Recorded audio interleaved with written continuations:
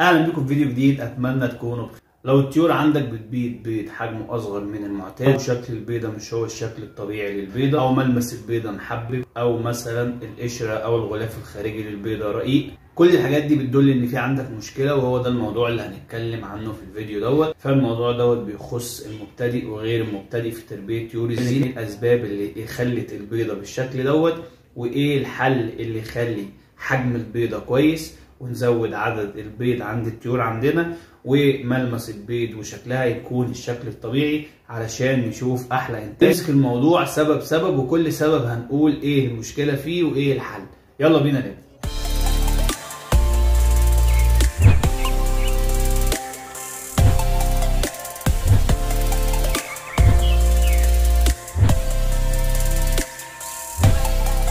زي ما عرفنا في المقدمة ان في الفيديو ده هنتكلم عن اسباب ان عدد البيض قليل او حجم البيض صغير او التشوهات اللي بتحصل في البيضة، وايه الحل لكل المشاكل دي. ايا كانت الطيور اللي عندك، الفيديو دوت لكل انواع الطيور، لان المشاكل اللي بتؤدي للموضوع دوت دايما بتكون كلها واحد بالنسبة لاي نوع طيور. فتعال نمسك كده سبب سبب ونعرف حله ايه وازاي نتفادى الخطأ دوت.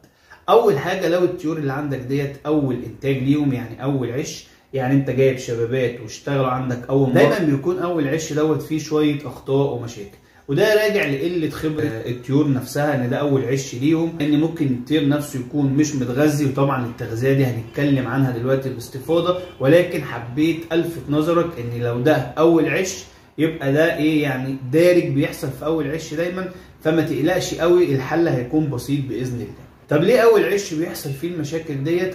لان دايما المبتدئ في تربيه طيور الزينه بيكون جايب الشبابات، واول ما بيوصلوا لسن التزاوج بيتزاوجوا وبيبتدوا يطلعوا عنده، وطبعا ده بيكون خطا تماما، لان في سن للتزاوج وفي سن للنضج اللي هو احسن سن للتزاوج. يعني ايه الكلام دوت؟ يعني مثلا لو انت عندك طيور بادجي، البادجي من 5 أو 6 شهور بيكون قادر على التزاوج، ولكن احنا كمربيين بنفضل ان احنا نزوج البادجي عند سن 8 شهور او اعلى. طب الفرق في العمر دوت بيفرق في ايه؟ بيكون نضج العصفور اكتمل، وبتكون صحة العصفور بقت احسن، حجمه بقى احسن، وبيكون احنا اهتمينا بتغذية العصفور اكتر، فبقى جاهز اكتر للتزاوج ولتجهيز العش ولإنتاج عش جديد بإذن الله. عشان كده بنقول دايما أول عش بيكون فيه مشاكل، فلو ده أول إنتاج عندك للطيور ديت ما تقلقش خالص، الحل في النقط اللي السبب الثاني اللي معانا اللي بيؤدي صغر حجم البيضة أو لقلة عدد البيض عند الطيور، أو إن هي تكون هشة،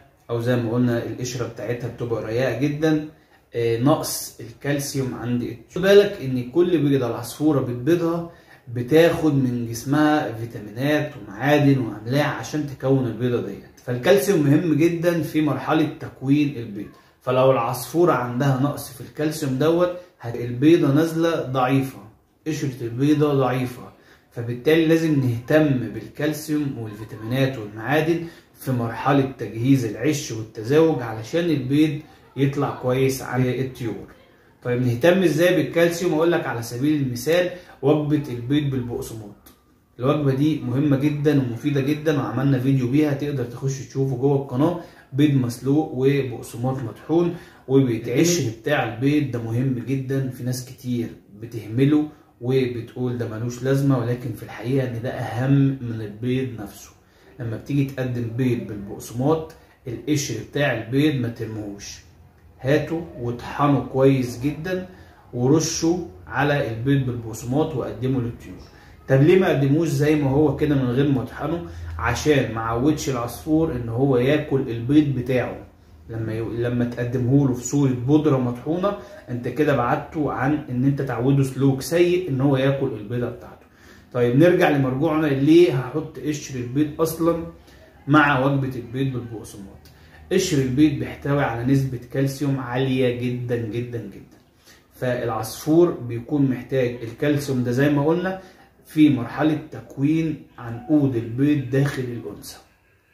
فمهم جدا ان انا اقدم له بيض بالبقسماط. في حاجات تانية تحتوي على الكالسيوم، او ممكن اقدم له مثلا فلفل الوان، ده بيحتوي على نسبة عالية من الكالسيوم طبعا، زائد الخضروات والتنوع في الغذاء زي ما قلنا، المستنبت والقمح المنقوع والكلام ده كله مهم جدا. التغذية بصفة عامة مهمة جدا عشان البيض يطلع كويس، لان العصفورة هتكون صحتها كويسة من التغذية، فبالتالي هتديلك عدد بيض كبير وبيض حجمه كويس، مفيش فيها اي تشوهات او صغر حجم او الكلام ده كله. نقطة برضو مهمة جدا في مرحلة تكوين البيض داخل الأنثى هو عظم السيبيا. عظم السيبيا أو المحار من الحاجات المهمة جدا والضرورية اللي لازم تكون متعلقة جوه القفص بصورة دايمة. طيب عظم المحار ده أو السيبيا دي الطيور هتستفيد منها بإيه؟ عظمة السيبيا ديت بتتكون 95% منها من كربونات الكالسيوم. كربونات الكالسيوم دي مهمة جدا في تكوين البيضة داخل الأنثى، زائد ان هي بتحتوي على املاح معدنيه بنسبه كبيره جدا، فالعصفور بياخد منها العناصر اللي هو محتاجها خصوصا في مرحله تجهيز العش. فعظم السيبيا من الاساسيات اللي لازم يكون موجود جوه القفص وما يشيلهوش نهائي. يبقى وجبه البيض بالبقسماط بالقشر بتاعها، الفلفل الالوان والخضروات، وقلنا المستنبت والقمح المنقوع، زائد عظم السيبيا لازم يكون موجود. فده بالنسبه كده للتغذيه ونقص الكالسيوم، يبقى احنا كده عالجنا النقطه ديت خالص. تعال نشوف ايه السبب اللي معانا. السبب دوت اغلب المربيين بيقعوا فيه، سواء عن جهل او دون قصد اللي هو ما يعرفش، او سواء عن ان هو عارف ولكن عايز ياخد اكبر انتاج من الطيور. باختصار السبب هو انك ما بتريحش الطيور بتاعتك، مركب العش وبتنتج منهم طول السنه، صيف شتاء ربيع. ساعات الطيور حرفيا انتاج انتاج انتاج، وده بيسبب ارهاق شديد جدا جدا للطيور، خصوصا في وقت الصيف بيكون انتاج الطيور صعب جدا ومرهق جدا على الطيور. طبعا نتيجه الجو، الاحتباس، الرطوبه، كل الحاجات ديت بتؤدي ان الطير بيرهق جدا وبيبذل مجهود كبير جدا، فبتيجي عش ورا التاني ورا التالت بتلاقي العصفوره مفيش اي طاقه، مفيش اي فيتامينات، مفيش اي كالسيوم جواها، فيبتدي حجم البيضه يصغر، تلاقيه هش، تلاقيه طري، تلاقي المشاكل ابتدت. عشان كده بنقول ان في موسم للانتاج، وفي وقت بنجهز فيه الطيور، وفي وقت بنريح فيه طيورنا، وده كله طبعا معمول في فيديو تقدر تخش تشوفه امتى بنريح الطيور وامتى بنشيل العيش. ولكن على سبيل المثال مثلا ما ينفعش ان انت تشغل طيورك في عز الحر وفي عز الصيف وفي ارتفاع درجات الحرارة اللي بنشوفها في بلادنا في الايام دي. ففكرة ان انت تنتج من الطيور طول السنة دي فكرة خطأ تماما. لازم الطير يريح، لان الطير اصلا في موطنه الاصلي او في البرية بيكون انتاجه في الربيع، موسم الانتاج بتاعه او التزاوج بيكون في الربيع، وبتلاقي العصفور مريح بقية السنة ما بينتج. انما احنا بنحاول ننتج من الطير طول السنة، وده بيكون غلط جدا زي ما قلنا، لان انت بترهق العصفور. فده سبب برضو من الاسباب القوية جدا واللي بيقع فيها اغلب مربيين طيور الزينة. لازم يكون في وقت تريح طيورك ووقت تشغل. السبب اللي بعد كده هي انك تخلي الطيور تنتج في مرحلة القلش. والقلش دوت كلمة دارجة عند مربيين طيور الزينة، ومعناها تغيير الريش للتجديد. العصفور بيجي في وقت بيوقع الريش بتاعه عشان يطلع ريش جديد، ودوت يكون العصفور مجهد وكل طاقته رايحة في تجديد الريش. فتيجي انت في الوقت دوت زي ما قلنا في الخطوة اللي فاتت او في السبب اللي فات، انت معلق العش وبتنتج من الطيور طول السنة، فتيجي في الوقت ده العصفورة تبيض، وهي طبعا الجهد بتاعها والطاقة بتاعتها كله رايح على تجديد الريش وبتقلش، وفي مرحلة القلش بيكون العصفورة اصلا مجهدة، وتيجي انت تخليها تنتج. فطبعا البيضة بالتالي هتطلع ضعيفة وهتكون الشكل بتاعها مش مظبوط، وطبعا العش بيكون في نسب اخطاء عالية جدا، وبنسبة كبيرة العش كله بيبوظ منك. خد بالك حتى لو العش نجح والفروخ طلعت، بتطلع في بيئة مش كويسة، الاهالي بترهقها اكتر في تأكيل الزغاليل، الفروخ بتطلع ضعيفة، الجو والمناخ ما بيبقاش مظبوط ويبتدي يقعوا منك ويموتوا، فالمنظومة نفسها بتكون غلط. طب العلاج ايه في النقطة ديت او في النقطة دي والنقطة اللي قبلها بتاعة انتاج طول السنة؟ العلاج اللي انت تريح طيورك. على الاقل لو لقيت المشكلة دي ظهرت عندك، البيض ابتدى حجمه يصغر او البيض بقى يطلع مش مظبوط، شيل العش خالص من عند قفص الطيور وابتدي غذي طيورك وريحها شويه من الانتاج لفتره معينه، وبعد كده ابتدي رجع العش تاني وشوف الانتاج. هتلاقي في اختلاف كبير جدا جدا لو عملت النقطه ديت. يبقى الحلول اللي احنا قلنا عليها في الفيديو باختصار: الاهتمام بالتغذيه، وجبه بيض بالبقسماط، وبقيه الاكلات، جدول غذائي محترم تعمله. كل الكلام ده موجود جوه القناه. عظم السيبيا تكون معلقه باستمرار وما تشيلهوش. ما تشغلش الطيور وهي لسه صغيره.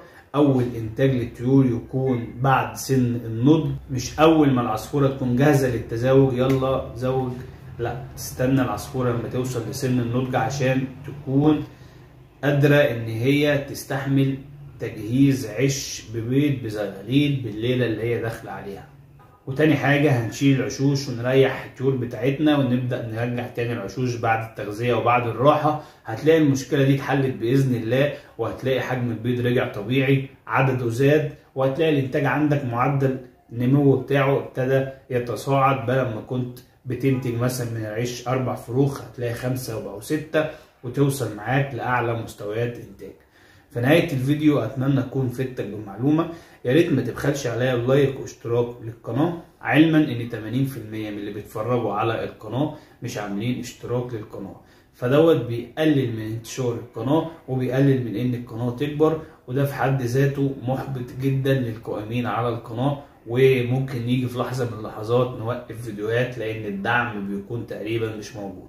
فان انت تعمل اشتراك للقناه وتعمل لايك للفيديو وتعمل شير لاصحابك عشان نستفيد ونفيد اكبر عدد ممكن من الناس، ده بيساعد كتير جدا جدا جدا.